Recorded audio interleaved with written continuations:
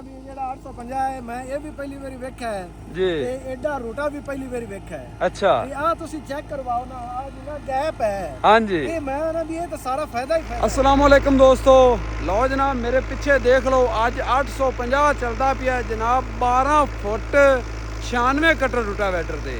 थानू performance check कराने हैं, पिछे 12 फुट रूटर है तो 12 फुट रूटर 850 किवें खिंच रही है और क्या बाकी अपने ਜਿਹੜੇ ट्रैक्टर इनके मध्य मुकाबले ने क्या वो भी एवें चला सकते हैं, ये तुसी दसना है।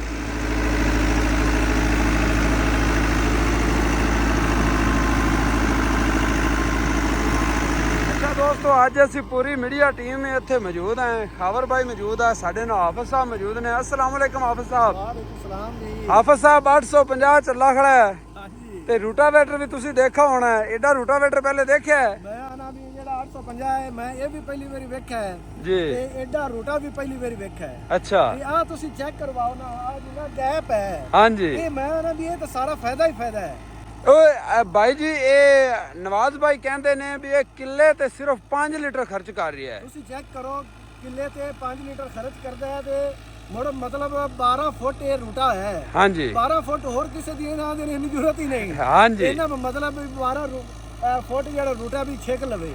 12 ਫੁੱਟ ਤੇ 96 ਕਟਰ 96 ਕਟਰ ਹਾਂਜੀ। ਇਹ ਤਾਂ ਕਮਾਲ ਹੈ, ਇਹ ਤਾਂ ਕਿਸਾਨਾਂ ਵਾਸਤੇ ਭਾਈ ਜਾਨ ਫਾਇਦਾ ਹੀ ਫਾਇਦਾ ਹੈ। ਤੁਸੀਂ ਇਹ ਦੇਖੋ ਵੀ ਟਰੈਕਟਰ ਚੱਲਦਾ ਪਿਆ ਹੈ, ਹਾਂਜੀ। ਕੋਈ ਧੂਆਂ ਸ਼ੁਆਂ ਨਹੀਂ ਨਜ਼ਰ ਆ ਰਿਹਾ ਬਣਾ ਰਿਹਾ ਤੇ ਟਰੈਕਟਰ ਦੀ ਆਵਾਜ਼ ਵੇਖੋ ਕਿੱਡੀ ਪਿਆਰੀ ਕਿਆ ਹੈ। ਬਾਤ ਹੈ, ਮੈਂ ਆਣਾ ਵੀ ਦਿਲ ਖੁਸ਼ ਹੋ ਗਿਆ ਹੈ। ਹਾਂ। ਮੇਰੇ ਕੋਲ ਕੋਈ ਪੁੱਛੇ ਤਾਂ ਮੈਂ ਤਾਂ ਆਣਾ ਵੀ ਇਹ ਜਿਹੜਾ ਟਰੈਕਟਰ ਲੈਣਾ ਚਾਹੀਦਾ ਜਿਹੜਾ ਬਈ ਫਾਇਦਾ ਹੀ ਫਾਇਦਾ ਕਿਸਾਨਾਂ ਤੇ ਉਹ ਆਪਣਾ ਜਿਹੜਾ ਯਾਰ ਨਾਲ ਆਇਆ ਉਹ ਆਂਦਾ ਤਾਂ ਪਿਆ ਸੀ ਵੀ ਮੈਂ ਵੀ ਹੁਣ ਇਹ ਜਿਹਾ ਲੈਣਾ ਹੈ। ਇਹਨੂੰ ਆਪਾਂ ਹੁਣ ਇਨਸ਼ਾਅੱਲਾ ਲੈ ਦੇਣਾ। ਉਹ ਸੋਚਦਾ ਫਿਰਦਾ ਮੈਂ ਟਰੈਕਟਰ ਕਿਹੜਾ ਲੈਣਾ ਹੈ। ਹਾਂ। ਉਹਨੂੰ ਆਪਾਂ ਇਹਦੀ ਪਰਫਾਰਮੈਂਸ ਵੇਖੀ ਖੜਾ ਹੈ। ਜੀ। ਉਹਦਾ ਇਨਸ਼ਾਅੱਲਾ ਜ਼ਹਿਨ ਬਣ ਸੀ ਵੀ ਮੈਂ ਇਹ ਜਿਹੜਾ ਟਰੈਕਟਰ ਲਵਾਂ, ਬਲਕਿ ਇਹ ਹੀ ਲਵਾਂ, ਇਹ ਹੀ ਲਵਾਂ। ਹਾਫਿਜ਼ ਸਾਹਿਬ ਵੀ ਇਹ ਕਹਿੰਦੇ ਨੇ ਕਿ ਮੈਂ ਟਰੈਕਟਰ ਤਾਂ ਪਹਿਲੀ ਵਾਰ ਵੇਖਿਆ ਹੀ ਹੈ ਤੇ ਐਡਾ ਰੂਟਾ ਵੀ ਪਹਿਲੀ ਵਾਰ ਦੇਖਿਆ ਹੈ ਤੇ ਬਾਕੀ ਜਨਾਬ ਤੁਸੀਂ ਜਿਹੜੇ ਕਿਸਾਨ ਭਾਈ ਨੇ ਅੱਛੀ ਤਰ੍ਹਾਂ ਜਾਣਦੇ ਹੋ ਕਿ ਟਰੈਕਟਰ ਕਿਵੇਂ ਜਨਾਬ ਆਪਾਂ ਨੂੰ ਬੈਨੀਫਿਟ ਦੇ ਸਕਦਾ ਹੈ ਤੇ ਡੀਜ਼ਲ ਦੀ ਬਚਤ ਕਿਵੇਂ ਹੁੰਦੀ ਹੈ। ਟਰੈਕਟਰ ਤੇ ਲੋਡ ਨਾ ਹੋਵੇ, ਚਾਹੇ ਔਜ਼ਾਰ ਵੱਡਾ ਹੀ ਹੋਵੇ ਤੇ ਲੋਡ ਨਾ ਹੋਵੇ। ਜਦੋਂ ਲੋਡ ਨਹੀਂ ਹੁੰਦਾ, ਇੰਜਨ ਆਜ਼ਾਦ ਚੱਲਦਾ ਹੈ ਤੇ ਉਹ ਟਰੈਕਟਰ ਮਖਾ ਹੀ ਡੀਜ਼ਲ ਦੀ ਬਚਤ ਕਰਦਾ ਹੈ। ਠੀਕ ਹੈ ਜੀ। ਤੇ 850 ਜਨਾਬ 96 ਕਟਰ ਤੇ 12 ਫੁੱਟ ਰੂਟਾਵੇਟਰ ਤੇ ਚੱਲ ਰਹੀ ਹੈ। ਤੇ ਕਮੈਂਟ ਸੈਕਸ਼ਨ ਵਿੱਚ ਹੁਣ ਜਨਾਬ ਤੁਸੀਂ ਦੱਸਣਾ ਹੈ ਕਿ ਤੁਹਾਨੂੰ ਇਹਦੀ ਪਰਫਾਰਮੈਂਸ ਕਿਵੇਂ ਦੀ ਲੱਗੀ ਹੈ। ਇਹ ਦੇਖੋ ਜਨਾਬ 96 ਕਟਰ 12 ਫੁੱਟ ਰੂਟਰ ਹੈ ਜੀ। ਠੀਕ ਹੈ ਜੀ। ਤੇ ਟਰੈਕਟਰ ਦੀ ਆਵਾਜ਼ ਤੇ ਵੀ ਤੁਸੀਂ ਗੌਰ ਕਰਨਾ ਹੈ, ਨਾ ਹੀ ਜਨਾਬ ਟਰੈਕਟਰ ਦੀ ਆਵਾਜ਼ ਵਿੱਚ ਕੋਈ ਫਰਕ ਪਿਆ ਹੈ, ਕਿਉਂਕਿ ਫਰਕ ਵੀ ਉਦੋਂ ਹੀ ਪੈਂਦਾ ਹੈ ਜਦੋਂ ਇੰਜਨ ਤੇ ਲੋਡ ਹੋਵੇ। ਠੀਕ ਹੈ ਜੀ।